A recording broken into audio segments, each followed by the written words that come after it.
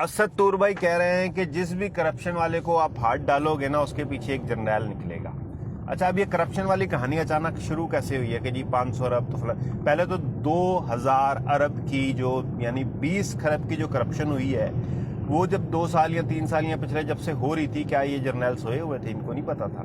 تو یہ کرپشن کی کہانی کیا ہے میں بتاتا ہوں. یہ کرپشن کی کہانی بہت آسان سی ہے کہ جب بھی جرنیل اپنی پالیسیوں کے تحت کچھ بھی کام نہیں کر پاتے ہیں, کچھ بھی عوام کا دل نہیں جیت پاتے ہیں, کچھ بھی نہیں کر پاتے ہیں, SIFC بھی فیل ہو گیا, سب فیل ہو گیا, تو پھر وہ آ جاتے ہیں کرپشن پہ. جی وہ کرپٹ سیاستدان پکڑیں گے, کرپٹ بیوروکریٹ پکڑیں گے, یہ پکڑیں گے, وہ پکڑیں گے, ٹھیک ہے, تاکہ عوام جو ہے اس کے دل کے اندر تھوڑا سا آئے کہ نہیں یار یہ تو ایماندار ہیں, تبھی تو کرپٹ لوگوں کے پیچھے پڑے ہوئے ہیں.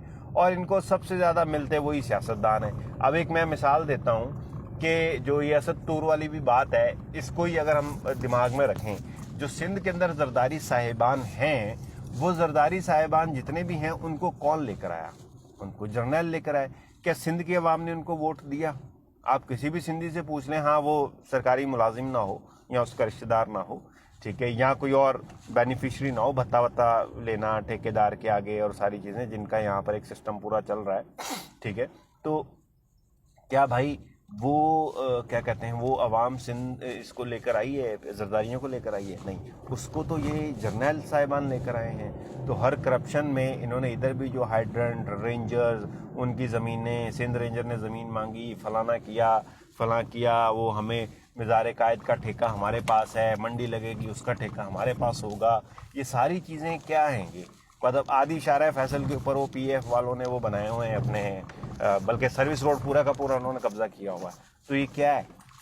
یہ کیا ہے؟ پیچھے تو وہی جرنیل ہی بیٹھے ہوئے ہیں نا کہ بھائی کوئی اگر عوامی حکومت آئے گی وہ بولے گا بھائی تم بیچ سٹی کے اندر کر کیا رہے ہو, جاؤ کہیں جنگل ونگل سائڈ پہ کسی اور جگہ پر جا کر بناؤ اپنی بیسیں وغیرہ ساری چیزیں. یہ اتنی قیمتی جگہ ہے, یہیں پر تم نے کالج کھولے ہوئے ہیں, تم نے مال کھولنے کی پوری وہ جو کیا کہتے ہیں وہ پوری ٹرائی کی تھی, تو بھائی جاؤ.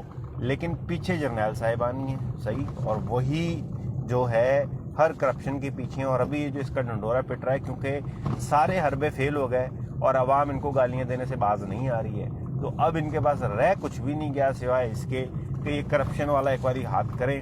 اور اس میں بھی یہ کچھ اور اس طرح کے لوگ ہوں گے کہ جن کے اندر کوئی چھوٹی موٹی تھوڑی بہت غیرت, خیر غیرت والا تو غلط ہے, یہ بات میں واپس لیتا ہوں, سیاستدان ہو اور غیرت اس کے اندر ہو, نہیں یہ بات غلط ہے, یہ مجھ سے غلط بات کہی گئی ہے, ٹھیک ہے.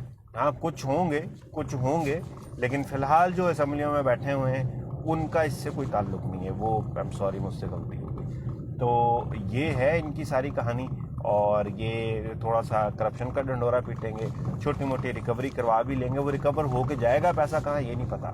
اچھا دوسرے نمبر پہ یہ کبھی باجوہ پہ جس کا $12 ارب کی کرپشن کا سامنے ہے, اس پہ کبھی ہاتھ نہیں ڈالیں گے. تو وہ اگر کرپٹ ہو نا تو وہاں پہ شروع کریں نا, کرپٹ ہو تو اپنا مینٹیننس ڈپارٹمنٹ کھول لینا.